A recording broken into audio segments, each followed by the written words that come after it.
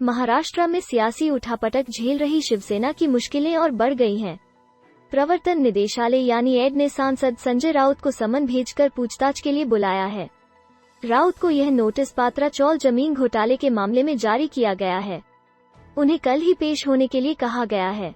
Notice के बाद राउत ने कहा कि मैं मंगलवार को जांच एजेंसी के सामने पेश नहीं हो सकूंगा, क्योंकि मुझे अलीबाग में एक मीटिंग में शामिल होना है। उन्होंने ED के समन को साजिश करार देते हुए ट्वीट किया, अब मैं समझता हूं कि ED ने मुझे समन क्यों भेजा है। अच्छा है, महाराष्ट्र में बड़े घटनाक्रम चल रहे हैं। बाला साहेब के हम सभी शिव सैनिक एक बड़ी लड़ाई में शामिल हो गए हैं। यह साजिश चल रही है। मेरी गर्दन कट जाए तो भी मैं गुवाहाटी के रास्ते पर नहीं जाऊंगा।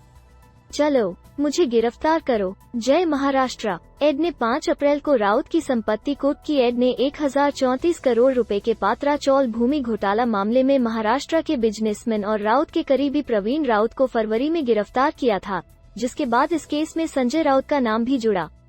5 अप्रैल को ED ने इसी मामले में राउत के अलीबाग वाले प्लॉट के साथ दादर व मुंबई में एक फ्लैट को भी कुर्क कर लिया था। संजय राउत की पत्नी पर भी आरोप। जब ED ने प्रवीण को पकड़ा तो संजय राउत का नाम सामने आया। प्रवीण शिवसेना सांसद संजय राउत का दोस्त है। प्रवीण की पत्नी ने संजय राउत की पत्नी वर्षा को 83 लाख रुपए का कर्ज भी दिया था, जिसका इस्तेमाल राउत परिवार ने दादर में एक फ्लैट खरीदने के लिए किया था। जब जांच शुरू हुई तो वर्षा ने 55 लाख रुपए प्रवीण की पत्नी को लौटा दिए। इस मामले का एक और आरोपी सुजीत पटकार भी संजय राउत से जुड़ा हुआ है।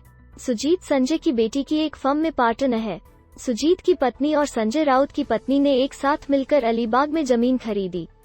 ये जमीन भी घोटाले के पैसे से ली गई थी। क्या होती है मनी लॉन्ड्रिंग? मनी लॉन्ड्रिंग बड़ी मात्रा में अवैध पैसे को वैध पैसा बनाने की प्रक्रिया है।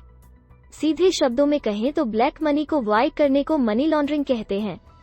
ब्लैक मनी वो पैसा है जिसकी कमाई का कोई स्रोत नहीं होता, यानी उस पर कोई टैक्स नहीं दिया गया है। मनी लॉन्ड्रिंग के मामले में ऐसा लगता है कि पैसा किसी लीगल सोर्स से आया है, लेकिन वास्तव में पैसे का मूल सोर्स कोई आपराधिक या अवैध गतिविधि होती है। धोखेबाज इस प्रोसेस का इस्तेमाल अवैध रूप से इकट्ठा पैसे को छिपाने के लिए करते हैं। सीधे शब्दों में कहें तो मनी लॉन्ड्रिंग पैसे के सोर्स को छिपाने की प्रोसेस है, जो अक्सर अवैध गतिविधियों जैसे ड्रग्स की तस्करी, भ्रष्टाचार, गबन या जुए से मिलता है। यानी अवैध तरीके से मिले पैसे को एक वैध स्रोत में परिवर्तित करने की प्रक्रिया को ही मनी लॉन्ड्रिंग कहते हैं। मनी लॉन्ड्रिंग के जरिए ड्रग डीलर से लेकर बिजनेसमैन, भ्रष्ट अधिकारी, माफिया, नेता तक करोड़ों से लेकर अरबों रुपए तक के फ्रॉड करते हैं।